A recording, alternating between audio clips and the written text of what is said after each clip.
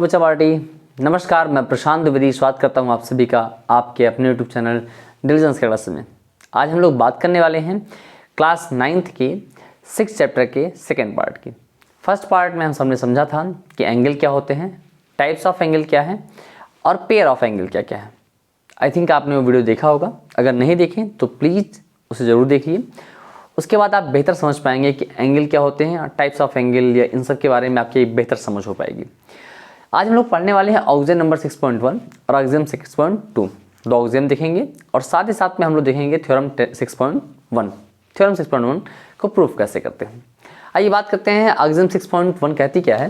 कह रहे हैं कि if a ray stand on a line then the sum of the two adjacent angles so formed is 180 degree. मतलब अगर एक स्ट्रेट लाइन दिया गया बेटा, सपोज कीजिए स्ट्रेट लाइन आपकी दी गई है PQ। क्या दिया गया बेटा? PQ दिया गया और इसके किसी पॉइंट M पे एक रे स्टैंड है जिसको मैंने मान लिया MN। क्या मान लिया बेटा? MN। अब कह रहे हैं कि जो एंगल बन रहे हैं स्ट्रेट लाइन पे, जो एंगल बन रहे हैं उन दोनों का सम कितना होगा? 180 डिग्री होगा। बहुत सिंपल सी बात है। जैसे आपने पढ़ा था अभी इसके पहले जब हमने बात की थी एडजेसेंट एंगल की और लीनियर पेयर की, तो लीनियर पेयर में देखा था कि जब दो एडजेसेंट एंगल का सम 180 डिग्री होते हैं तो उसे हम लीनियर पेयर कहते हैं। लगभग वही बातें आपको यहाँ भी कही जा रही हैं, या ऑक्सियम के तहत कही जा रही हैं। यहाँ पे कह रहे हैं अगर एक स्ट्रेट लाइन दिया गया है और इस स्ट्रेट लाइन को कोई रे स्टैंड है इस पर, तो ये दो एडजेसेंट एंगल डिवाइड कर रही है। एक एडजेसेंट एंगल है आपका PMN के साथ में NMQ, दोनों के बीच में एक कॉमन आर्म दी गई है MN। अब इन दोनों का सम कितना हो जाएगा बेटा? इन दोनों का सम हो जाएगा 180 डिग्री। यही आपसे कहती है ऑक्सियम नंबर 6.1। मतलब क्या हुआ कि angle PMN plus angle NMQ, इन दोनों का सम कितना होगा बेटा? ये हो जाएगा 180 डिग्री। यही आपकी है ऑक्सियम नंबर 6.1। ठीक है। 6.2 क्या कहती है? कह रहे हैं if the sum of the two adjacent angle, दो एडजेसेंट एंगल का सम 180 डिग्री होता है, then the non common arm of the angle form a line. मतलब क्या है? जैसे अगर दो एडजेसेंट एंगल दिए गए हैं, जैसे एक सपोज कीजिए एक ये दिया गया है, ठीक है, और इसी से जुड़ा हुआ मतलब एडजेसेंट है तो यानी एक आर्म कॉमन होगी, ये दिया गया है। तो अगर मान लीजिए इसे हमने पहले वाले एंगल को A, B और C कहा और दूसरे वाली जो एंगल है उसको C, B और D कहा। ठीक, ये दो एंगल दिए गए हैं जिनके बीच में एक कॉमन आर्म है, ये आपका BC। तो कह रहे हैं कि जो दो एडजेसेंट एंगल हैं, एक है आपका ABC यानी ये वाला एंगल बेटा, और दूसरा दिया गया है CBD यानी ये वाला एंगल। बच्चे कह रहे हैं अगर दो एडजेसेंट एंगल दिए गए हैं और दोनों का सम यानी एंगल ABC और प्लस एंगल CBD, इन दोनों का सम कितना दिया गया बेटा? 180 डिग्री दिया गया है। Then the non common arm, common arm कौन सी थी बेटा? कॉमन आर्म तो यही थी BC। तो इसके अलावा कौन सी बच्चे नॉन कॉमन? एक बन रहा है AB और एक बच रहा है BD। तो AB और BD then the non common arms of a angle, इस एंगल को बनाने वाले फॉर्म ए लाइन। वो क्या बनाएंगे? एक लाइन बनाएंगे। मतलब क्या हो गया कि कह रहे हैं कि ABD इज स्ट्रेट लाइन। ये क्या है बेटा? ये स्ट्रेट लाइन। बस इतनी बात आपसे कही गई। ठीक, मतलब अगर दो एडजेसेंट एंगल दिए गए हैं और उन दोनों एडजेसेंट एंगल का सम 180 डिग्री आ रहा है, तो जो उनकी नॉन कॉमन आर्म्स हैं, जैसे ये तो कॉमन होगी बेटा, इसके अलावा बाकी जो दो नॉन कॉमन आर्म्स हैं AB और BD, ये क्या बनाएंगे? ये बनाएंगे एक स्ट्रेट लाइन। ठीक, आई थिंक बहुत सिंपल सी बात है ये आपके लिए, इसमें कोई बहुत ज़्यादा टफ नहीं है। इसको प्रूफ नहीं करना, ऑक्सियम्स हैं तो प्रूफ नहीं होते हैं आपके लिए। इसको आप यूज़ करते हैं थ्योरम्स को प्रूफ करने के लिए या क्वेश्चंस को सॉल्व करने के लिए। ठीक, अब बात करते हैं थ्योरम नंबर 6.1 की। थ्योरम नंबर 6.1 कह रहा है कि if two lines intersect each other then the vertically opposite angles are equal. मतलब दो लाइनें अगर दी गई बेटा, वो एक दूसरे को इंटरसेक्ट कर रही हैं। ठीक है, मान लिया हमने किसी पॉइंट पे इंटरसेक्ट कर रही हैं। ये दिया गया है PQ और ये गिवन है बेटा MN। ठीक, एक दिया गया है PQ और एक दिया गया है आपको MN। आपको प्रूफ करना है कि ये दोनों अगर इंटरसेक्ट कर रही हैं तो इनके वर्टिकली अपोजिट एंगल, मतलब ये वाला एंगल इसके इक्वल होगा और ये वाला एंगल बेटा वो इसके इक्वल होगा। ठीक, आपको ये प्रूफ करना है। तो मैंने आपको पहले ही बताया है कि जब भी कभी आप थ्योरम लिखना स्टार्ट करें तो थ्योरम में आप पहले गिवन लिखते हैं, टू प्रूफ लिखते हैं, अगर कंस्ट्रक्शन की नीड है तो कंस्ट्रक्शन, लास्ट में आप प्रूफ स्टार्ट करते हैं। चलिए, तो सबसे पहले हम गिवन राइट करते हैं कि हमें दिया क्या गया है बेटा। अगर मैं गिवन की बात करूँ तो गिवन में केवल आपको ये दिया गया है कि दो लाइनें एक दूसरे को इंटरसेक्ट कर रही हैं, इसके अलावा कुछ नहीं दिया गया। और हम मान लेते हैं इस पॉइंट क्या कहा गया बेटा, इस पॉइंट को हमने ओ कह दिया। क्या कह दिया? ओ कह दिया। आप लिखेंगे कि P Q and M N are intersecting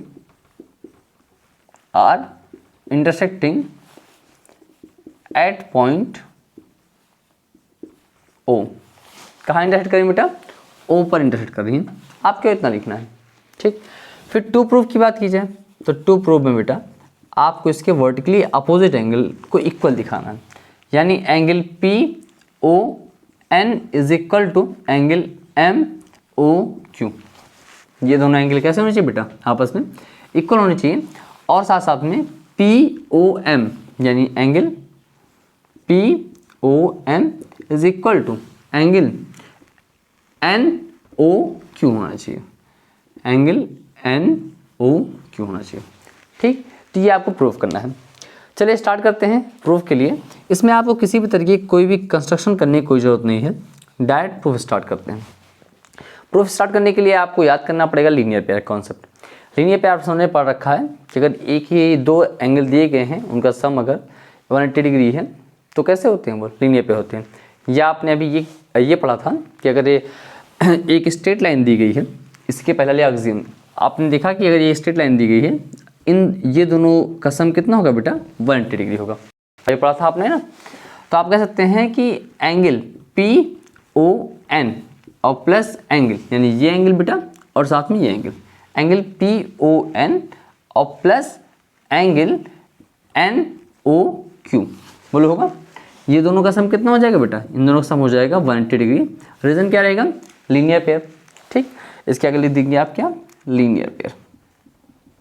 ये हो गया आपका लीनियर पेयर, ठीक। और सेम वही रीजन आप दिखाएंगे अगर आप इस स्ट्रेट लाइन की बात करें एम एन की, तो इस एम एन स्ट्रेट लाइन पे दो एंगल बन रहे हैं, एक हो रहा है एन ओ क्यू बन रहा है बेटा और एक बन रहा है एम ओ क्यू। तो इन दोनों का सम भी कितना हो जाएगा? 180 डिग्री हो जाएगा। सीधे तौर पे आप लिखिए कि एंगल एन ओ क्यू और plus angle M O Q, इन दोनों का सम कितना होगा बच्चे? इन दोनों का सम हो जाएगा 180 डिग्री। रीजन वही आपका क्या? Linear pair. बात समझ में आ रही है? क्योंकि दोनों कैसे हैं, आप अगर एक बार पी क्यू लाइन ले रहे हैं तो इन दोनों का सम 180 हो जाएगा। अगर आप एम एन लाइन ले रहे हैं तो इन दोनों का सम कितना हो जाएगा? 180 हो जाएगा। अब अगर दोनों के आर एच एस इक्वल हैं तो एल एच एस भी इक्वल होगा। कंपेयरिंग एबव इक्वेशन, क्या करेंगे आप? कंपेयरिंग एबव इक्वेशन, दोनों इक्वेशन को जब आप कंपेयर कर रहे हैं बेटा तो आर एच एस इक्वल है तो एल एच एस भी इक्वल हो जाएगा। एंगल पी ओ एन और plus angle N O Q, बोलो होगा एंगल एन ओ क्यू। ये किसके बराबर हो जाएगा? ये बराबर हो जाएगा एंगल एन ओ क्यू के और plus angle M O Q के। कोई दिक्कत? एन ओ क्यू इस तरफ भी है, एन ओ क्यू इस तरफ भी है, ठीक। दोनों कैंसिल हो गया तो बचा क्या? Angle P O N is equal to angle M O Q. कोई दिक्कत बच्चे? एकदम सिंपल सी बात है, इसमें कहीं कोई किसी कन्फ्यूज़न नहीं होनी चाहिए। बहुत ही आसान सा थ्योरम है। थ्योरम का एक पार्ट क्या हुआ? प्रूफ हुआ, ठीक। अब अगर दूसरे पार्ट की बात करें, दूसरा पार्ट भी सेम ऐसे ही करना है आपको जैसे आपने इसको किया, सेम वही काम यहाँ भी करना है। आपने पहले अब इन दोनों इक्वल दिखा दिया, अब इसको इक्वल दिखाना है। तो देखते हैं, जैसे आपने एक बार इन दोनों को लिया था और इसको लिया था, जिसको कैंसिल होना था वो एक कॉमन था। अब आपको अगर इन दोनों इक्वल दिखाना है तो चाहे इसके साथ इसको ले लीजिए और इसके साथ इसको ले लीजिए, या फिर इन दोनों को लेके इसके साथ ले लीजिए, ठीक। चलिए हम इसको स्टार्ट करते हैं कि एंगल एम ओ पी दिख रहा है, एंगल एम ओ पी, ठीक। चाहे इसको एम ओ पी लिखिए चाहे पी ओ एम लिखिए, जो भी आपको सही लगे। चलिए हम लिखते हैं P O M, angle P O M ले लिया, ठीक। और प्लस एंगल इसके साथ हमने ले लिया बेटा एंगल पी ओ एन, इसका सम कितना हो जाएगा बेटा? 180 डिग्री होगा, चूंकि ये एक स्ट्रेट लाइन पे है ना। और सेम यही काम आपको यहाँ भी करना है कि एंगल पी ओ एन और प्लस एंगल, इसको पी ओ एन लिया गया बेटा, और साथ में क्या हो जाएगा ये N O Q, angle N O Q, इसका सम कितना हो जाएगा बेटा? 180 डिग्री होगा। क्योंकि दोनों के आर एच एस सेम है तो आप जब कंपेयर करेंगे बेटा तो ये पी ओ एन यहाँ लिखेंगे आप वही सेम कंपेयरिंग एबव इक्वेशन, दोनों इक्वेशन क्या करेंगे, कंपेयर करने पे एंगल पी ओ एम ये वाला और plus angle P O N is equal to किसके बराबर होगा बेटा, एंगल पी ओ एन और plus angle N O Q. ठीक, देखिए पी ओ एन इस तरफ, पी ओ एन दोनों तरफ कट गया, तो क्या आया, angle P O M is equal to angle N O Q. ठीक, एकदम आसान से प्रूफ था, कहीं कोई दिक्कत नहीं होनी चाहिए आपको कि जो पी ओ एम है किसके बराबर आ गया बेटा, एन ओ क्यू के। तो ये थी आपकी फर्स्ट प्रूविंग और ये है आपकी सेकेंड। बहुत आसान सा कॉन्सेप्ट है कि वर्टिकली अपोजिट एंगल जो होते हैं आपस में इक्वल होते हैं। आज के लिए इतना ही, हमारी आपकी मुलाकात होगी अब अगली वीडियो में। तब तक के लिए अपना ख्याल रखिएगा।